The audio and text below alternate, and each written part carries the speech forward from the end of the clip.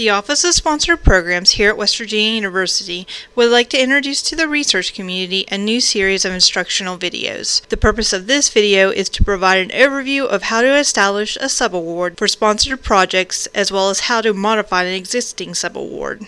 West Virginia University and the West Virginia University Research Corporation are committed to complying with all sponsor administrative requirements and conditions established for the responsible management of extramural funding provided in support of research, training, and related activities. WVU or WVU Research Corporation will issue subawards after the following considerations have been made. A. The nature of the work to be performed by the subrecipient. B. An evaluation of the budgetary needs of the subrecipient. And C. The administrative capacity and integrity of the subrecipient. Based on these considerations, the university will determine the type of subaward that best satisfies its stewardship obligations to its prime sponsor.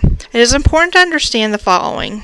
Only OSP may initiate, negotiate, issue, and sign subawards on behalf of the university or the research corporation. WVU or WVU Research Corporation is not bound by the negotiations of other entities or the endorsement of agreements by others on its behalf. Also, subaward, scopes of work, and budget documents must be approved by the subrecipient authorized official prior to the OSP's preparation and issuance of a subaward. And finally, modifications to subawards shall be initiated, negotiated, issued, and signed by OSP. New continuation or renewal proposals filed for WVU or WVU Research Corporation's approval that propose subawards not previously approved by a sponsor should be supported by sufficient information documentation for those evaluating the proposal to determine the subrecipient's formal commitment to and the role in the performance of the project, including a letter of intent signed by each subrecipient's authorized official, a scope of work for each proposed subaward, and the proposed multi-year budget for each subaward. There are times when the need for subawards come about after the sponsor has already issued the award. When that happens, the university must receive the formal approval of the sponsor's grant or authorized official before OSP can issue a subaward. Requests for subawards must be endorsed by OSP on behalf of the university.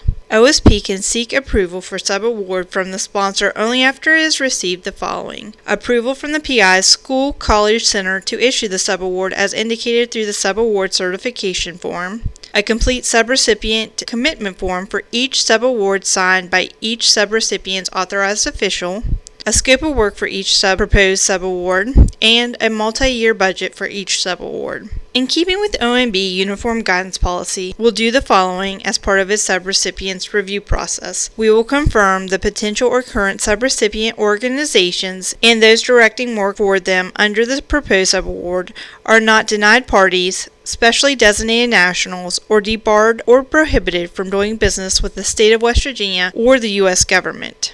We will ensure that all federal subawards include a clause requiring that subrecipient invoices state that the costs are in compliance with OMB uniform guidance and or the sponsor's requirements. Similar compliance statements will be required for non-federal subawards as well.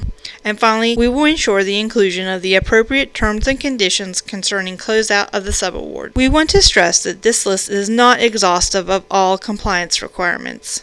In addition to general compliance elements noted above, there may be additional sponsor or program requirements that necessitate the collection and documentation of assurances such as animal care and use, human subject protections, biohazards, and others during the life of the project. Subawards are comprised of the standard terms and conditions required to establish a legally binding agreement and sponsored specific requirements. Some of the standard terms and conditions that are in place in every subaward include liability, usually stating that each party shall be responsible for its own negligent or intentional acts or omissions in the performance of the subaward. Termination, with the language depending on the sponsored agency. Insurance, subrecipient agrees to maintain at its sole cost and expense all insurance of any kind or nature which may be required by the laws, regulations, and or ordinances applicable to the award. Conflict of interest, certifying that the organization has an active and enforced conflict of interest policy which complies with the award agency's guidelines. The term modifications give us the ability to change anything as needed through amendments to the subaward, and access to records gives us and sponsoring entities the ability to check out the records of the subrecipients to ensure everything is correct. Any relative and agency-specific terms are flowed down as well in the subaward document. Once the negotiation has been completed and the document has been signed by both the authorized official for the subrecipient and the university or research corporation, OSP creates a requisition and map. Procurement will issue a purchase order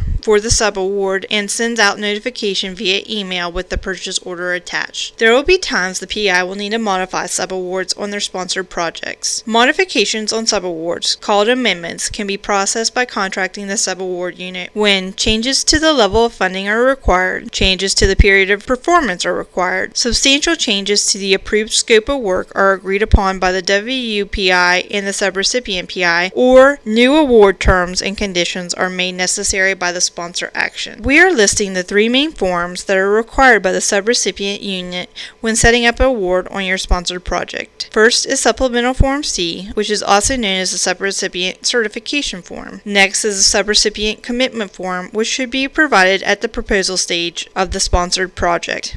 And lastly, the certification form for invoices submitted by the subrecipient. This form will need to be completed for every invoice processed on each subaward. The following university links are being provided to direct you to the policies and procedures that could affect your subaward and should be relied upon for the effective implementation of all sponsored projects. If you have any questions or issues in relation to your subaward, you may contact the following offices for assistance. For subaward questions or issues, please contact the subaward unit within the Office of Sponsored Programs. Questions regarding compliance, you will need to contact the Office of Research Integrity and Compliance. All financial reporting questions should be directed to Sponsored Research Accounting Office. The Procurement Office can assist you with service agreements.